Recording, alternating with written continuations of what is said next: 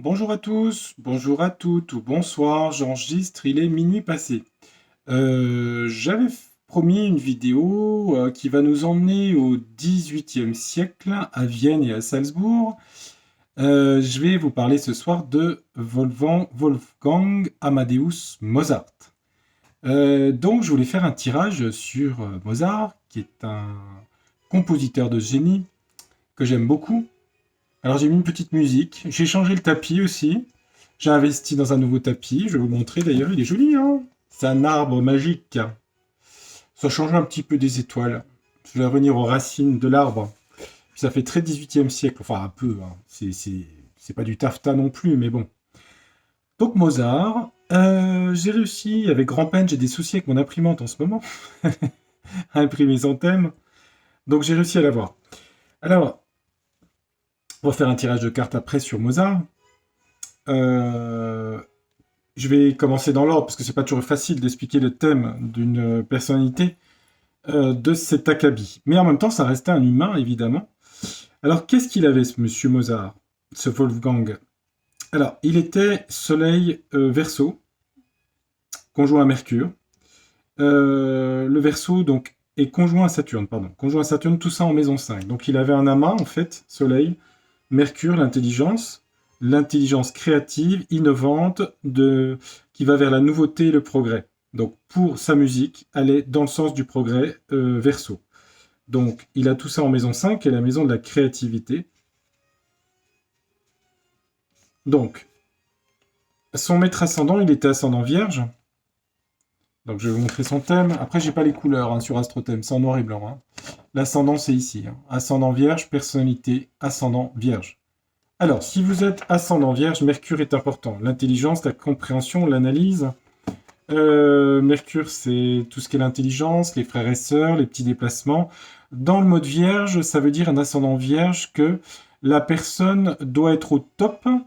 Il y a une question d'être parfait et pur pour se mettre en avant. Donc il y a ce côté, je dois être parfait pour me montrer en avant. Donc il y a une forme de timidité quelque part, un ascendant vierge. Bah oui, parce que la personne cherche la perfection.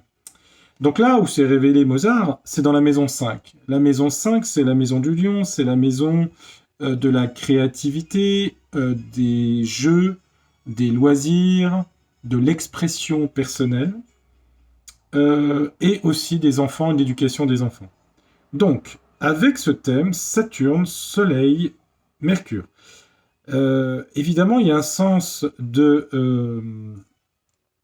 l'innovation du Verseau chez lui, mais mélangé à Saturne, ça veut dire que peut-être à l'enfance, il a été obligé de beaucoup travailler. Saturne est une planète qui demande des efforts, du travail. C'est le père aussi, hein, qui a dû avoir une importance dans sa créativité. Je crois que son père, de toute façon, à Salzbourg, il est né à Salzbourg, où je suis allé d'ailleurs en Autriche. On voit encore la maison, hein, Mozart's House. Et voilà, il voulait qu'il soit compositeur, donc c'est que son père a une grande importance dans sa créativité. Alors, Soleil, Saturne, c'est des gens qui ont un côté très sérieux quand même. Hein. C'est des gens qui voudraient briller, mais il y a un côté un petit peu froid, un petit peu distant, hein, Saturne, Soleil. Alors, tout ça s'oppose à Neptune rétrograde. En maison 11, donc il y a une opposition entre la maison 5 et la maison 11, qui est la vision du collectif, des amis, des relations, on va dire de groupe, de la créativité de groupe. Donc c'est quelqu'un, Neptune rétrograde, ça correspond à un idéalisme et une créativité, une inspiration créatrice très forte, en mode lion, à se mettre en avant. Donc c'est quelqu'un qui, dans le collectif, comment dire, retrouvait son inspiration à travers le groupe humain. Donc, ça veut dire que sa personnalité, si vous voulez, était une personnalité qui pouvait être très sérieuse et très, comment dire, un peu froide, je dirais, qui avait du mal à rayonner dans sa personne, dans sa personnalité, mais beaucoup le sens de l'effort et du travail, de créer quelque chose sur la durée, Saturne, opposé à une inspiration, Neptune rétrograde, où il s'inspirait dans sa créativité de tout ce qui était autour de lui. les amis, le groupe humain. Ensuite, il avait un demi-carré à la Lune Pluton, ici. Bon, je dirais qu'au niveau de sa personnalité, Lune Pluton représente sa mère ou son enfance, hein. On sent qu'il y a une puissance, comment dire, du féminin puissant, de pouvoir dans sa vie. Donc je pense sa mère était comme ça, et je pense que il a cherché une femme comme ça, une femme de pouvoir, une femme puissante, en maison 4, dans ses racines, dans son foyer, dans sa famille. Comme c'est un demi-carré, peut-être que c'est quelqu'un qui avait une sensibilité à fleur de peau et qui devait réagir parfois de façon un petit peu susceptible à fleur de peau, hypocondriaque, peut-être des problèmes de santé, je ne sais pas. Très probablement. Ensuite, qu'est-ce que je peux vous dire sur lui? Donc ça, c'est la dominante. Tout ça, il l'a mis au service en trigone de son milieu du ciel. Hein. Milieu du ciel, donc tout son amas en verso ici, il l'a mis au service de sa célébrité, de sa reconnaissance publique, en mode Gémeaux. Donc une habileté à manier, une habileté intellectuelle, une vivacité d'esprit, hein, à manier les idées, les mots. Alors il l'a fait par la musique, mais il aurait pu le faire par les mots aussi, hein, MOTS, les idées en tout cas. On peut voir que ces lunes noires ici, ces lunes noires sont en maison 10. Attendez, oui. Les, excusez-moi. La lune noire, c'est le plan métaphysique de l'âme. Donc, la personne avec une lune noire en maison 10, si c'est votre cas, connaît des hauts et des bas parce que la licorne cherche un métier parfait, pas comme les autres. La carrière professionnelle doit être exceptionnelle avec une lune noire en maison 10. Les lunes noires sont conjoints à Mars rétrograde. Donc, Mars rétrograde, ça veut dire, je vous l'avais dit sur un thème de Rasputin, ça veut dire que l'utilisation de la concurrence, de la violence, de se défendre par rapport aux autres, la colère est intériorisée. La personne a du mal à exprimer la colère extérieurement, a du mal à être dans la concurrence, et elle peut être bouc émissaire du collectif, critiquée par le collectif. Hein. Mars rétrograde ici, je pense, correspond aux critiques qu'il a dû recevoir à l'époque parce que ça devait être quelqu'un de trop innovant. Mais le trigone lui a permis évidemment de réussir en s'inspirant de son environnement proche. Concrètement, ça veut dire pour la run de la nuit, il s'est inspiré de sa belle-mère, par exemple. Il s'est inspiré de choses autour du groupe humain pour nourrir sa créativité. Créativité qui était un très gros travailleur, Saturne, et quelqu'un qui était beaucoup dans l'effort, le travail, comment dire, la réalisation concrète des choses, une forme d'ascétisme dans le travail et la créativité. Donc c'était pas du tout quelqu'un de nonchalant dans la créativité, bien au contraire. Après, le contact au féminin, Lune Pluton, maison 4, fait qu'il a eu par la mère des rencontres avec des femmes puissantes, de pouvoir, des femmes initiatrices, des femmes, comme je dis, sorcières ou sourcières. Mais donc il a rencontré Pluton, c'est-à-dire le pouvoir féminin, dans sa vie familiale. La mère et ses femmes après, je suppose. Quoi dire d'autre? Bon, c'est moins dominant. Alors, il a au nœud sud Uranus en maison 7, limite 6 et 7. Nœud sud, c'est le dharma, c'est le karma, on dit, c'est-à-dire le passé. Donc c'est quelqu'un qui naturellement, avec les autres, avait une attitude rebelle, marginale, anticonformiste, un peu révoltée, rebelle, voilà. Côté rebelle. Et le nœud nord l'a amené à aller vers la Vierge, l'ascendant, aller vers plus de prudence, de modestie, plus de travail, d'effort, de perfectionnement de sa personnalité, qui est une personnalité rebelle, hein, Uranus, nœud sud. Donc on peut dire qu'il a un mythe de Prométhée, c'est-à-dire une vision déjà du futur, quelqu'un de prophétique qui voyait l'avenir. Alors on a dit qu'il était franc-maçon, bon, je vois pas ça dans le thème, hein, après, bon. Son nœud nord, c'est vrai que le nœud nord est en maison 12, ça peut être les groupes spirituels ou ésotériques, c'est vrai, c'est possible. Oui, c'est possible, mais enfin, c'est pas une dominante. Jupiter maison 2, donc il avait une façon de flamber l'argent. Hein, Jupiter maison 2, hein, c'est une question de chance sur l'argent. le besoin de gagner beaucoup d'argent, de générosité aussi en balance, en s'entourant d'objets de luxe, de beauté, d'harmonie. Jupiter en balance, c'est souvent une vie socio-professionnelle, gagner de l'argent par rapport à un travail dans l'esthétisme. Et eh bien, il avait peut-être une tendance à peut-être il mettait son argent par rapport à sa femme. Donc je sais pas, est-ce qu'il le maître de la 2 c'est Vénus, le travail. Bon, il a un aspect Jupiter-Uranus. Peut-être qu'il avait tendance à acheter par une forme d'instabilité, peut-être à dépenser l'argent, c'est possible, hein, c'est possible. Voilà, bon, mais c'est pas la dominante du thème, hein. Donc bon, ça me paraît pas mal. Donc il était Verseau, anticonformiste, avant-gardiste dans sa créativité musicale. Vénus est en maison 6, donc c'est-à-dire qu'il avait un sens de l'infériorité par rapport à l'amour, au sentiment amoureux. Beaucoup de capacité de travail dans tout ce qui était artistique. Donc il s'est beaucoup remis en question, beaucoup travaillé. Euh, Puis on a l'impression qu'avec une Vénus maison 6, il a dû connaître des difficultés, ou en tout cas souvent la maison 6, quand il y a des planètes, on cherche à les perfectionner, hein. Donc Vénus, c'est l'harmonie, la beauté, les relations humaines, mais aussi des difficultés souvent avec Vénus, c'est-à-dire avec le féminin et peut-être dans les relations amoureuses. Peut-être qu'il a été obligé de se remettre en question par rapport aux relations amoureuses, rencontre avec des femmes assez puissantes, des femmes de pouvoir, des femmes de caractère. Il était attiré par les femmes de caractère. En même temps, le demi-carré, elle devait un peu limiter sa créativité, je suppose. En tout cas, peut-être qu'il avait oui, j'ai dit une propension à être peut-être une instabilité émotionnelle, je dirais. Peut-être, ouais. Je dirais une émotivité un petit peu souffrante, souffreteuse. Lune Pluton, oui. Oui. Lune Pluton. Alors je pense pas, est-ce que c'est relié à d'autres choses? Je regarde, c'est relié à Uranus. Non, c'est relié au milieu du ciel, à Neptune. Alors est-ce qu'il y a eu aussi entre le père et la mère quelque chose de compliqué? C'est possible, parce qu'on voit que le demi-carré entre la mère de Mozart et son père est un petit peu conflictuel.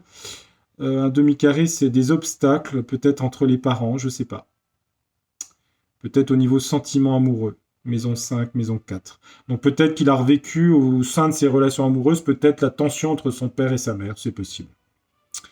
Voilà pour le thème astrologique de Wolfgang. Bon, j'espère que c'était clair. Je vais un peu vite. Bon, en même temps, faut connaître un petit peu l'astrologie. J'essaie toujours de donner des mots. Donc, des mots simples. Il faut que je termine mes phrases aussi, parce que des fois, je termine pas mes phrases. Pour Mozart, on va faire un tirage avec des jeux de cartes. Je vais commencer par le Universal Illusion. Je vais faire peut-être un tarot pour changer un peu, et puis peut-être le troisième, je sais pas encore. Pas le couper, ça c'est sûr. Est-ce que je mettrai un symbolon? Peut-être. Je vais mettre 3 jeux hein, pour lui. Voilà. Bon, j'espère que vous allez bien.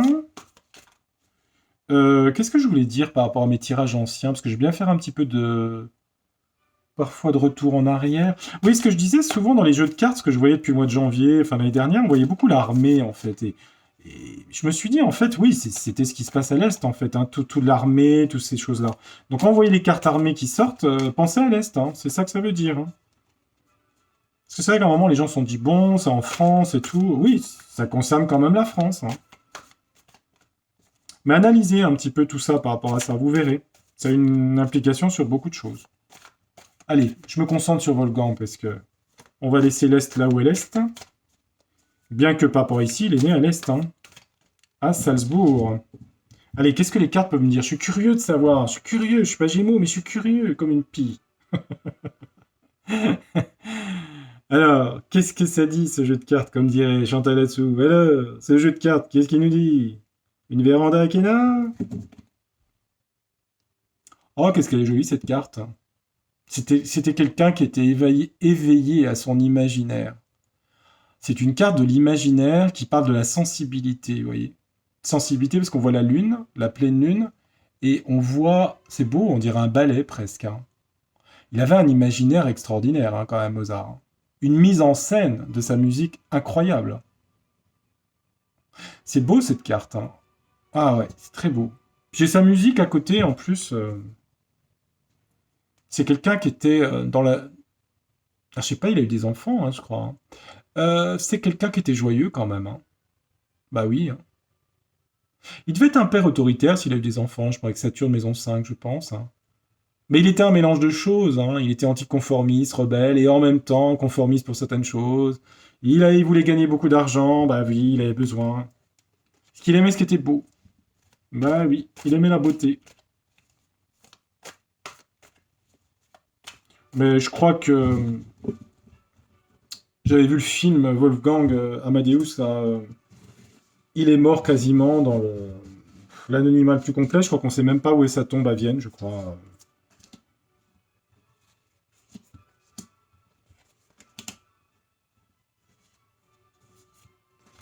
Alors, on a beaucoup dit qu'il était franc-maçon. Bon, que la Reine de la Nuit, c'était une métaphore de l'initiation à la franc-maçonnerie.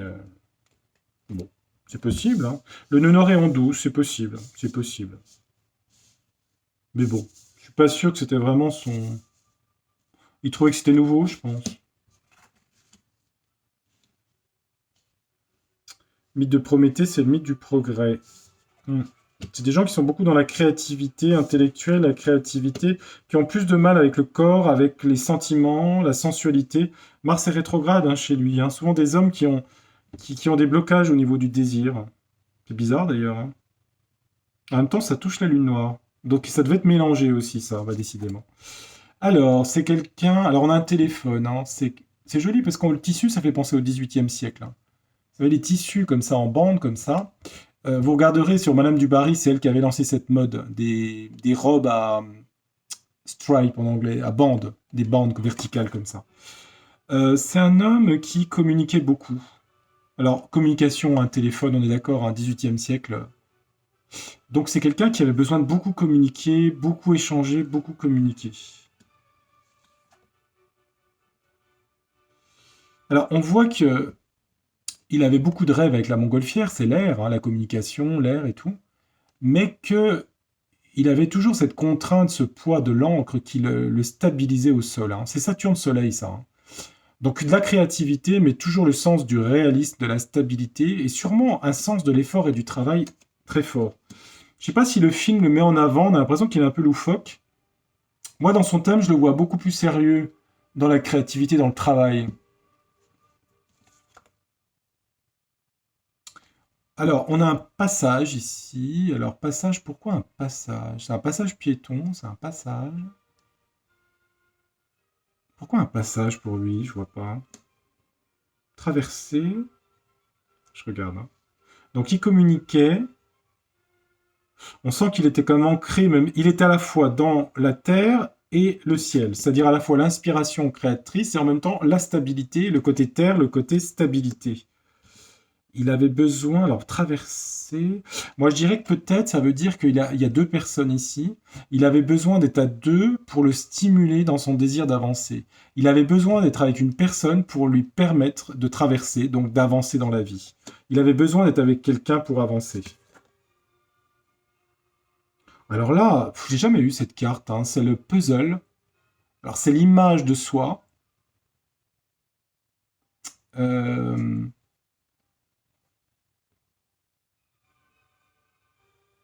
hmm. Il y avait quelqu'un qui disait la vie n'est pas un puzzle dont il faut rassembler les morceaux, mais un mystère dont seule la conscience peut faire l'expérience. La vie est un mystère dont seule la conscience peut faire l'expérience et la vie n'est pas un puzzle. Alors, on pourrait dire que c'est quelqu'un qui reconstitue sa propre image en réalité.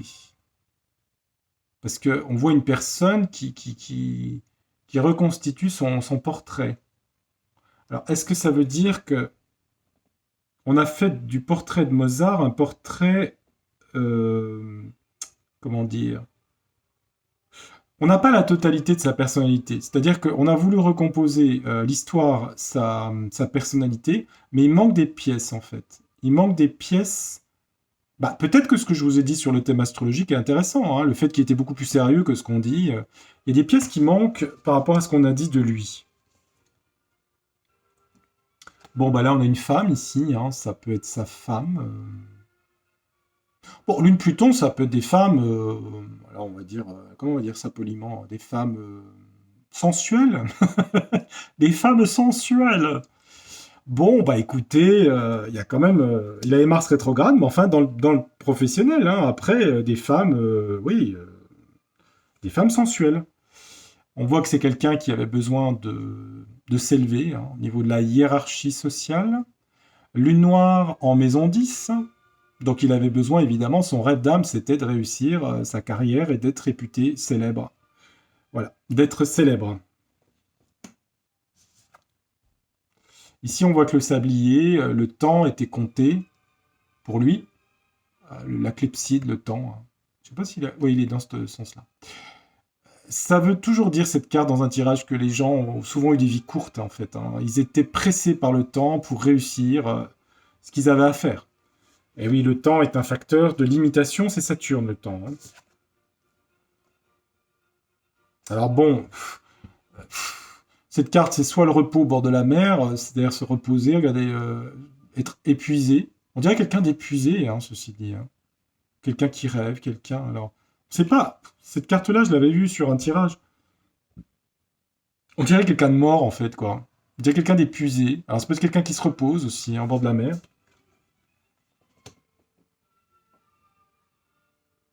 Ça peut être l'inspiration artistique aussi. Hein. C'est difficile à dire. Hein. Je pense pas que c'est sa mort, mais...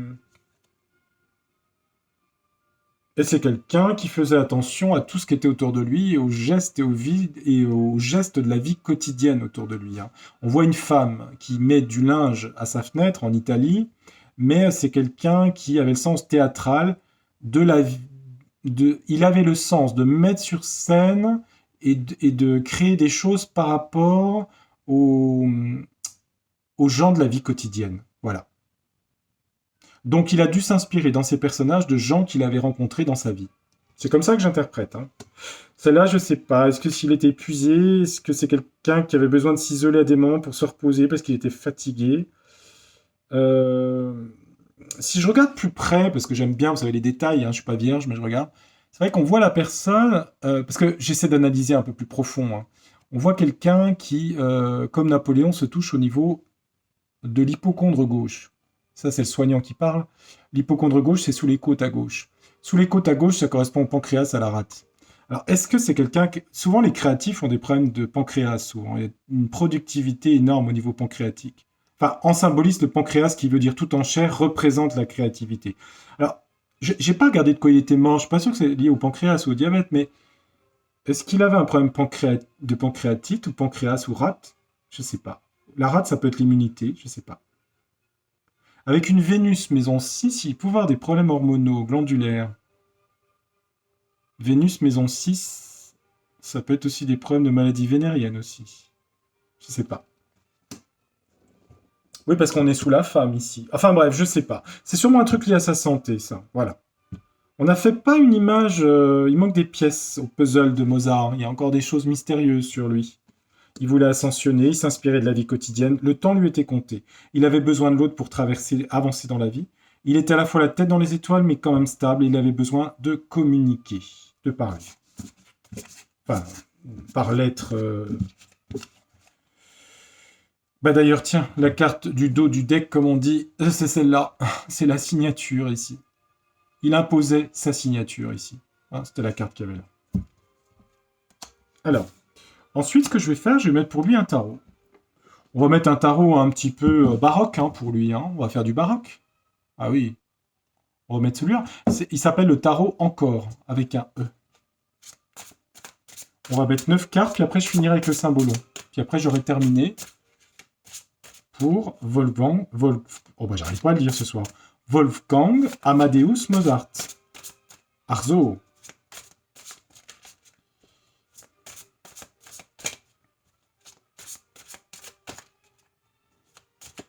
Allez, on va mettre 9 cartes avec une coupe pour lui. Hein. Alors, qu'est-ce que le tarot peut me dire sur Wolfgang Amadeus Mozart? Alors, on a un palais de denier. Bon, les palais, ça parle évidemment de sa carrière qui s'est fait aussi par rapport à des seigneurs, à des gens haut placés, l'empereur, etc. Et ici, on a la papesse, on a toujours, ça c'est Lune Pluton, on a le secret du féminin. Féminin, puissant, secret, magnétique, ésotérique. Les femmes qui ont des connaissances secrètes. Il doit être fasciné par les femmes de pouvoir, les femmes médiums. Je sais pas comment dire, une femme un peu sorcière, quoi. Vous voyez ce côté-là du féminin. Enfin, quand je dis sorcière, c'est pas dans le mauvais sens du terme, hein, c'est dans le sens de la puissance du féminin. Lune Pluton, c'est la puissance du féminin. Une actrice qui a une conjonction comme ça, pour vous donner un idée, c'est Catherine Deneuve. Elle a une conjonction Lune-Pluton en maison 7. C'est une femme qui peut effrayer et en même temps fasciner les hommes, en fait, Lune-Pluton. Hein. Elle a ce côté-là, hein, de toute façon, hein, ce côté assez impressionnant, en fait, au final. Bon, bah ça, c'est... On sait pas ces choses-là, on sait pas pourquoi. Hein. C'est comme ça. Lune-Pluton... Le monde. Bah oui, il est connu universellement. Universellement. Qu'est-ce qu'on a pour Mozart sur le tarot? Ça fait longtemps que je ne l'ai pas utilisé celui-là. Vous voyez bien les cartes? Ouais, je vous les montrer à chaque fois. Alors, on a quoi? Ah bah, il y a beaucoup une histoire de palais. Hein.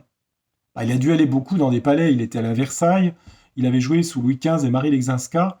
Et à l'époque, je crois qu'il est allé sur les genoux de Marie Leczinska, qui était la reine de France, la femme de Louis XV. Et à l'époque, il y avait, je crois...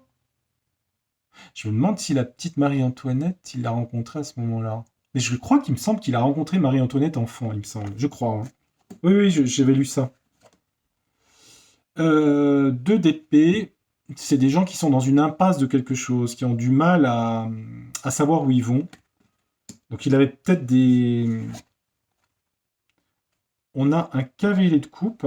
Ça, le cavalier de coupe, c'est tout ce qui est l'amoureux, hein, les propositions affectives. On dirait qu'au niveau affectif, il était un peu perdu, ce Mozart, ici. Parce qu'en fait, c'est l'amoureux transi, mais avec l'impasse, comme des hésitations par rapport à sa vie de couple, je pense, sa vie sentimentale. On a une reine de coupe, hein, c'est la femme, avec beaucoup de féminin. Hein, c'est marrant, cette carte. C'est pas la reine de la nuit, hein, mais la reine de coupe. Ouais, en même temps, ça fait un peu... Bon, elle est pas de la nuit, elle est blanche, celle-là, mais... Ça, c'est plutôt la femme déesse, hein, la femme dans l'empathie, dans la dévotion, la guérison. Ah, il avait beaucoup de coupes, hein. 8 de coupe. Hein. Le 8 de coupe, c'est poisson, c'est l'imaginaire, c'est aussi les illusions, mais l'imaginaire aussi. Hein. C'est le glyphe du poisson ici, hein, Neptune. Beaucoup d'imaginaire, beaucoup perdu, un peu avec le féminin, on dirait. En tout cas, il hésitait, on dirait. Le soleil, hein, c'était quelqu'un, c'est la réussite. Hein. C'est la réussite totale. Hein. De toute façon, il n'y a pas besoin de faire des cartes pour le savoir. Hein. Le soleil, ici, briller, euh, la réussite. Ouais. À la fin, il devait quand même être fatigué, hein, quand même. Hein. On voit qu'il y a le poids des efforts, c'est un 10 de bâton. Hein. C'est la pénibilité, la fatigue, l'épuisement. Hein. Il devait être épuisé à la fin. Ici, on a un 7 de coupe. Alors, je vous ai dit quoi? 8 de coupe? Oui, parce que je me suis trompé. Non, c'est le 7 de coupe, là. 7 de coupe, c'est les illusions. Et c'est les illusions, ça. Hein. Ça, c'était ses inspirations, ici. Son imaginaire. Et puis là, on a les illusions et les désillusions. Hein. C'est quelqu'un qui était beaucoup dans Neptune. Hein. Il était dans l'inspiration créatrice, mais ça a conduit aussi à des désillusions. Des illusions, oui, forcément. Oui. Et là, on a l'amoureux. Bah oui, l'amoureux. Alors l'amoureux, on dit toujours qu'en tarot, c'est le choix, faire un choix entre plusieurs personnes. On voit quand même qu'au niveau amoureux, tout ça, ça parle beaucoup de sentiments. Hein. Il a eu des... Comme si il avait eu des choix à faire, des impasses, des blocages au niveau des femmes, on dirait. Hein. C'est beaucoup autour des femmes et de sa réussite professionnelle qu'il y a l'inspiration créatrice, mais c'est marqué dedans. Hein. De toute façon, il a eu accès au palais de bâton, c'est-à-dire au palais, à la royauté, etc. Hein. Mais au niveau du féminin, c'est un peu compliqué, hein, Mozart. C'est compliqué tout ça. Compliqué, compliqué. Bon, il devait être fatigué à la fin, je pense, ici. On va terminer avec le symbolo. Dans le film, on voit sa femme, mais il faudrait que je regarde à nouveau, parce que, comme je vous dis à chaque fois, je connais quand même son histoire à Mozart, mais je regarde pas tous les détails, je les regarde après je veux pas me laisser influencer. Parce que si je me laisse influencer, j'ai pas la... Je vois pas clairement la carte. Enfin, j'essaie de l'analyser sans me laisser influencer. Voilà, c'est ça. Qu'est-ce que le symbolon va me dire sur Mozart? Mozart, symbolon. Est-ce que vous pouvez me dire des choses sur Mozart? Finalement, on les connaît sans les connaître, hein, les gens puissants, finalement. Hein.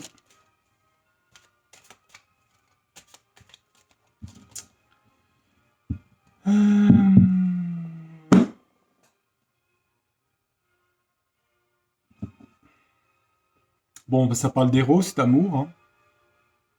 L'amour, l'amour, l'amour. Alors là, ça parle de se battre. Hein. Ça peut être aussi, les deux associés, ça peut être des conflits par rapport aux relations affectives, amoureuses. Peut-être qu'il a eu des problèmes à ce niveau-là. Parce que ça ressort beaucoup dans son jeu, hein, tout ce qui est les relations amoureuses. Hein. Ça devait être conflictuel, en fait. Ça devait être conflictuel avec les femmes de sa vie. Je sais pas s'il était marié une fois, deux fois, je sais pas trop. Enfin, il y a des conflits là-dedans.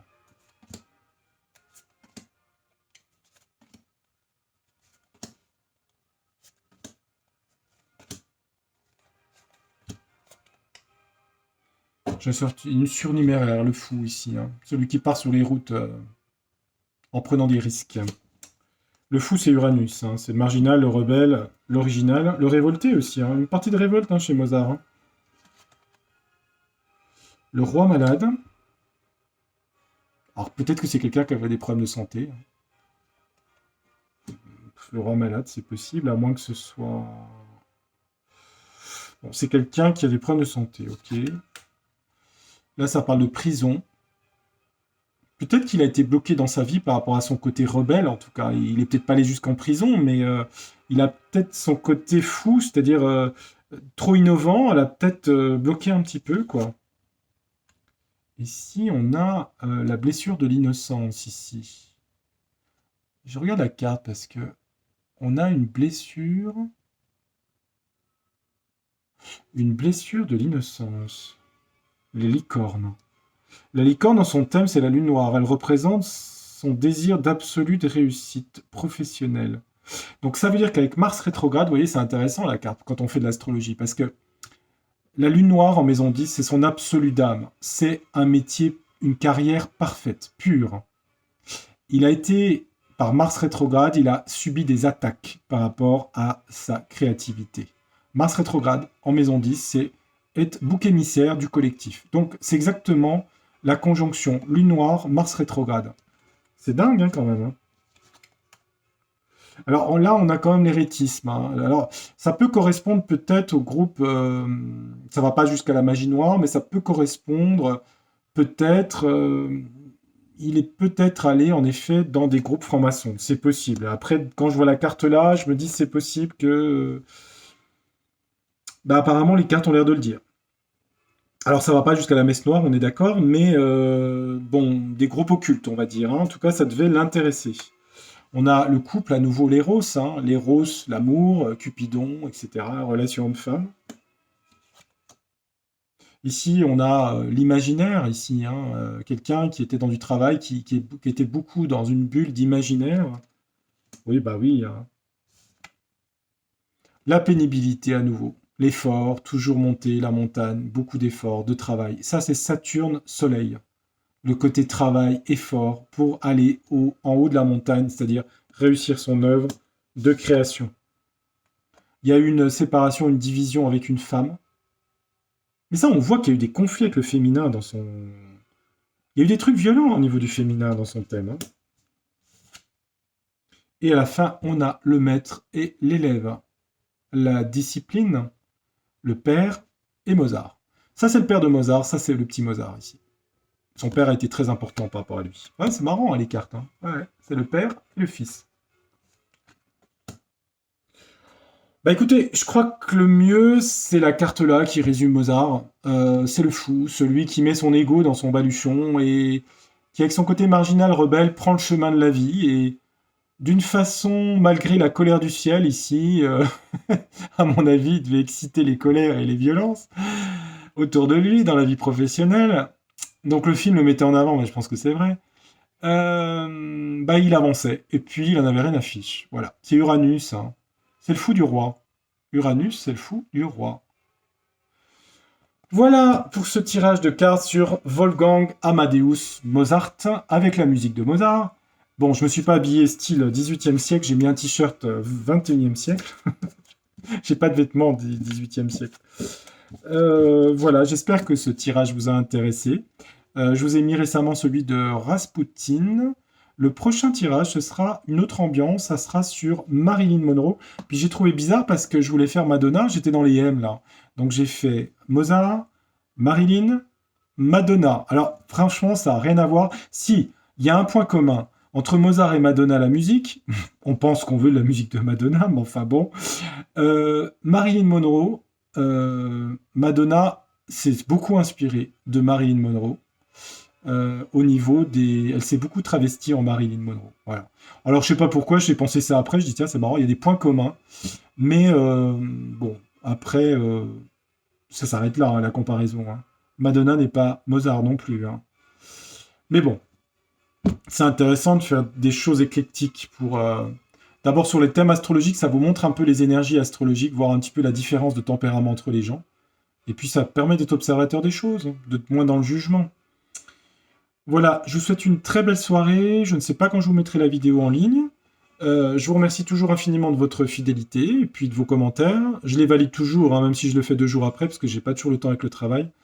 Et je vous dis à très bientôt pour de prochains tirages. Merci. Au revoir.